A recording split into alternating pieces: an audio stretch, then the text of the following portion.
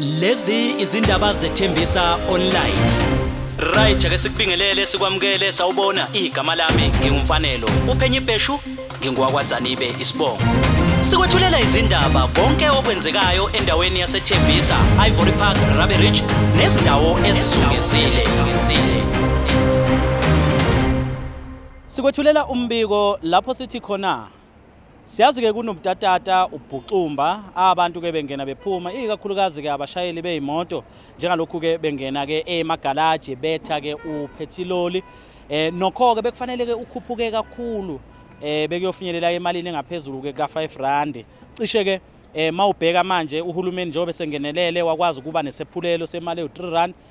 upetrol nje manje u95 kanjalo ke no93 unleaded usuzokhuphuka ngemali ye3 rand 6 cents bese kuthi ke lapha uma ngabe ke sibheka udiesel wona uzokwazi ukuthi ke ukhuphuke ngemali ewu7 rand 51 cents okusho ukuthi ke ngeke kusafana kodwa ke sizozama ukuthi ke sikhulumisane nabo laba ke abe Santaco ngaphansi ke kwendawo ke yasekuruleni embonini ke yamatekisi kodwa ke okunye esingakwazi ukuthi ke sikubheke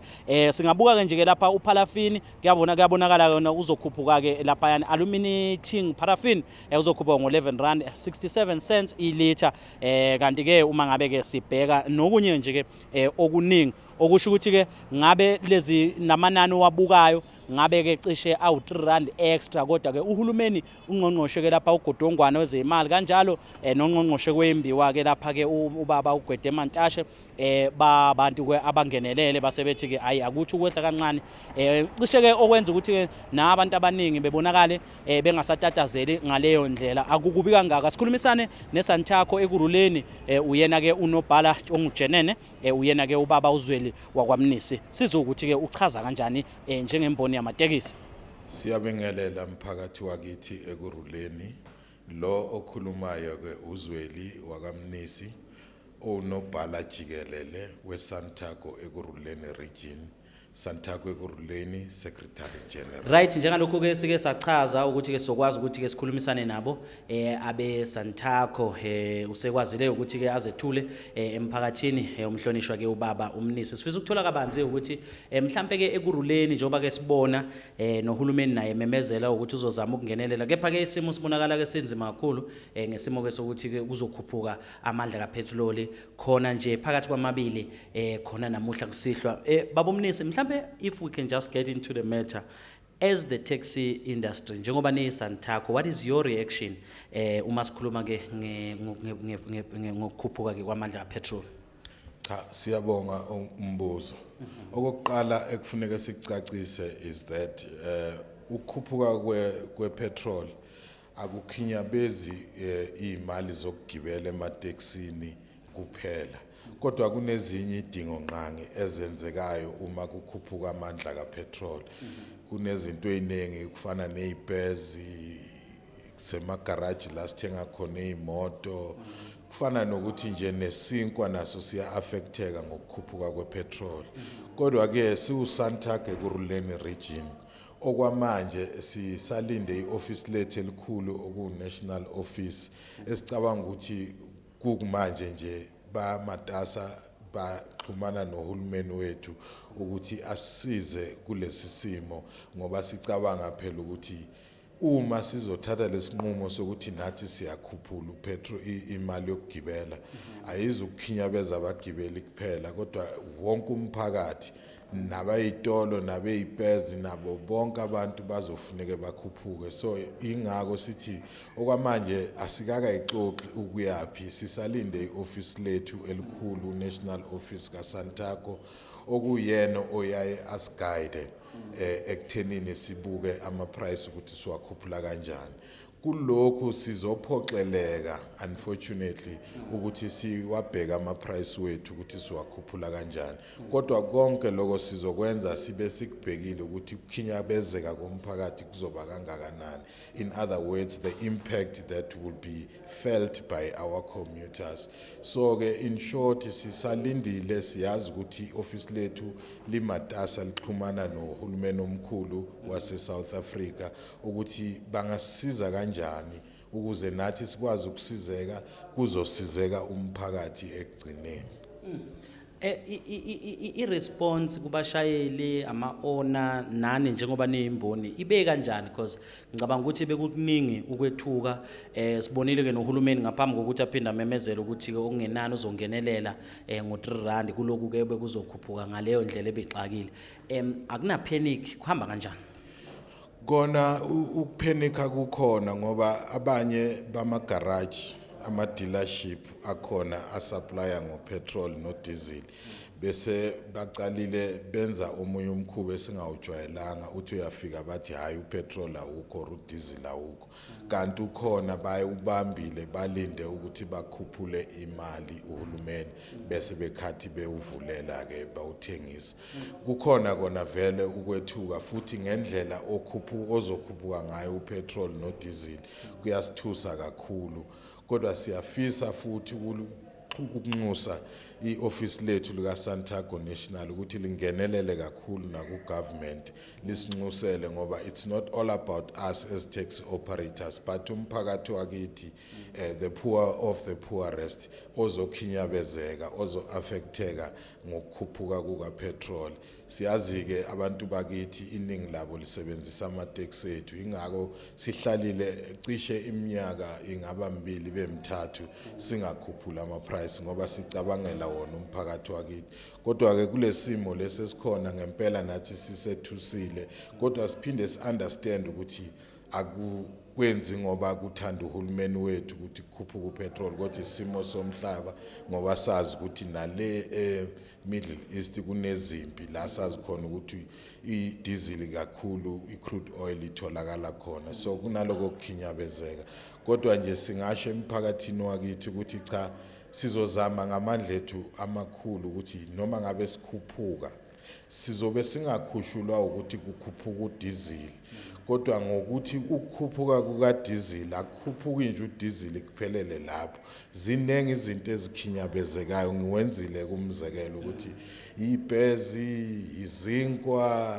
yonke lento le iyathinteka makukhuphuka udiesel no petrol so ke sizozama ukuthi sisebenzisane nomphakathi wakithi sisebenzisane neoffice lakithi lekane Santaco National ukuze sibone ukuthi mhlambe noma ngabe sikhuphula le mali kungabi imali ukuthi ikhuphuka seyize iyokhinyabeza umphakathi kona ngempela kuyasethusa ukuthi mhlambe kuyothi kuphela lonyaka liyobe liumalini ilitha ngoba okunye kufuneka siqaphele ukukhuphuka kwalezi zinto akusho ukuthi emsebenzini la sisebenza khona nabelungu bayasikhuphulele imali zemiholo imali zomholo zihlala zinjalo kodwa indleko zibe zikhuphuka konke lokho siyakubuka hence I said earlier on ukuthi it's not all about fuel increment but there are other issues and other related things that determine ukuthi sikhuphule imali yokugibela kubagibeli bethu mhlambe in closing babomnisi we see a positive impact in terms of communication yenu especially from kuyimboni nje ni Santaco kuruleni mawungathi uyabheka for the past 2 years akusafani nakuqala njengathi siyintatheli sekulula ukukhuluma ngani abantu sebeyazi kangcono ngani nenze njani to make sure ukuthi you are within the community and also you communicate izinto ezenzakalayo emphakathini nokubuyisa ithemba kubantu nakuba zikho ninkinga mhlambe nokuyiphatha kwabashayeli but it looks like abantu sebeyan understand ibusiness lenu kuyiqiniso kakhulu lokho eminyakeni endlulile besingakhona ukuxhumana nomphakathi wakithi kodwa ke sazibophezela ukuthi sifuna ukuyitransforma i-taxi industry kancane ke siloko siyakufaka lokho ingako nanamuhla sesiyakwazi ukuxhumana nomphakathi wethu through ama platforms akhona othembisa online your WhatsApp your Facebook and so forth lokho konke kuumzamo wethu singabantu bamatekisi ukuthi phela asiphili in isolation siphila nomphakathi sisevisa umphakathi so lokho kuyasho ukuthi ngaso sonke isikhathi kufuneka sibe nako ukuxhumana sizwe nezidingo zomphakathi nobuhlungu bomphakathi obutholayo ngeservice yethu sizokwazi ukuimprove so it's all about transforming the taxi industry going forward hence we are in a 4th industrial revolution that means nathi we need to adapt we need to change our way of doing things going forward,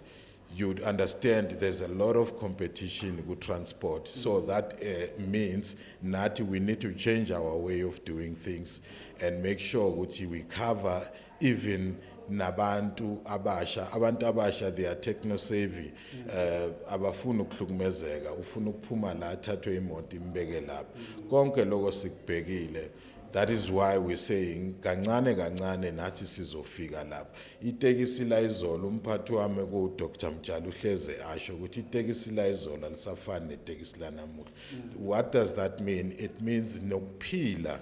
kwabantu umphakathi nje jikelele akusafani nakuqala. Kuqala kwayengekho ama cellphone technology sasisemuva kodwa gradually i-technology ingenile, hence I spoke about fourth industrial revolution. That means technology is taking space emphakathini. So nathi we need to adapt, we need to move with times and make sure that we always contact and stay in contact with our commuters to make sure that we understand what are their needs and what do we want and how do we do those things going forward together singabanikazi bamateksi nomphakathi esiwuservisayo. So ke siyathembisa ukuthi kancane kancane yebo kona siyazi ukuthi likhona izambane elibolile ephaketheni kodwa kancane kancane sizoloku silungisa futhi sinxuse nakumphakathi wakithi ukuthi okubi okuvelayo noma ngabe kuhle akhona ama channel ukuthi sixhumane